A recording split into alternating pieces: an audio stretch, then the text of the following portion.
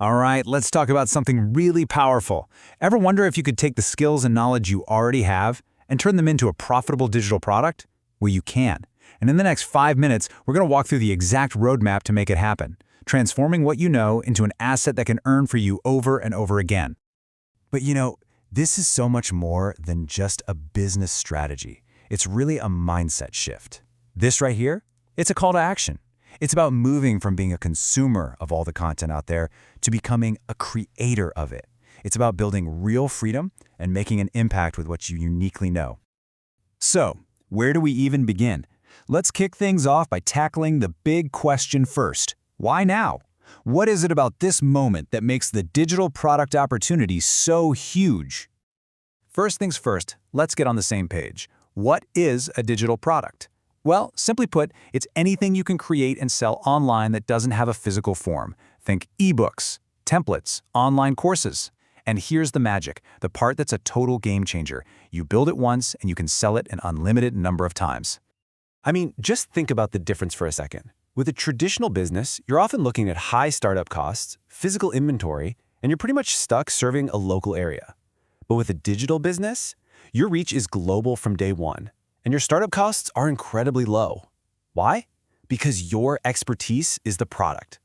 And believe me, the possibilities here are massive. If you're an expert in something, you could create an online course. If you're a designer, maybe you create templates. A great writer, you could do an ebook. Seriously, there's a format for just about any skill you can possibly imagine. And just so we're clear, we're not talking about some small niche market. The digital content space is absolutely exploding. It's projected to be worth over $400 billion by 2026. This isn't just a fad, folks. This is a fundamental shift in how business gets done. Okay, so the opportunity is clearly massive. But how do you actually tap into it? This brings us to what is, without a doubt, the most crucial step: finding a winning idea. How do you find something people will genuinely open their wallets for? All right, if you remember just one thing from this, let it be this. People don't buy products, they buy solutions.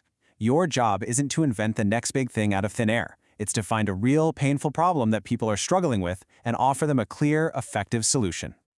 So where do you find these ideas?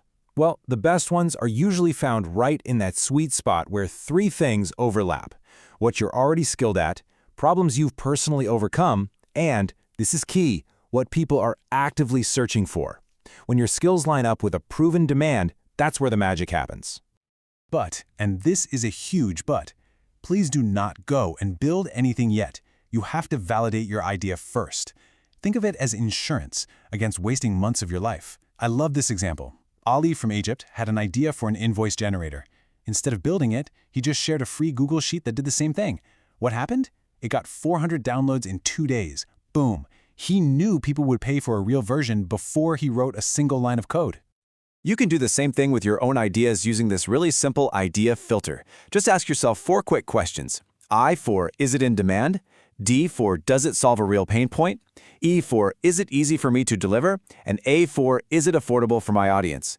If you can confidently say yes to at least 3 of those, you are definitely onto something. All right, so you've got an idea and you validated it. Awesome. Now it's time for the fun part: actually creating and branding it. This is where your solution starts to feel real, like a tangible thing you can be proud of. Now, here's a secret that will save you a ton of stress. A great product isn't about being perfect, it's about providing a great user experience. So focus on clarity, focus on simplicity. Is it easy for people to use? Is it consistent? Is it accessible? That's what separates the good products from the truly great ones. And in a crowded online world, branding is how you stand out.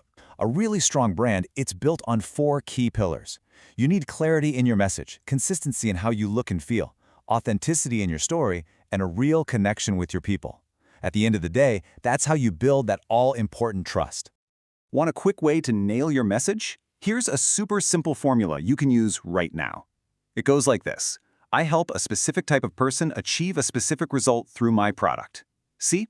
That one sentence tells people exactly who you are, who you help, and what you do.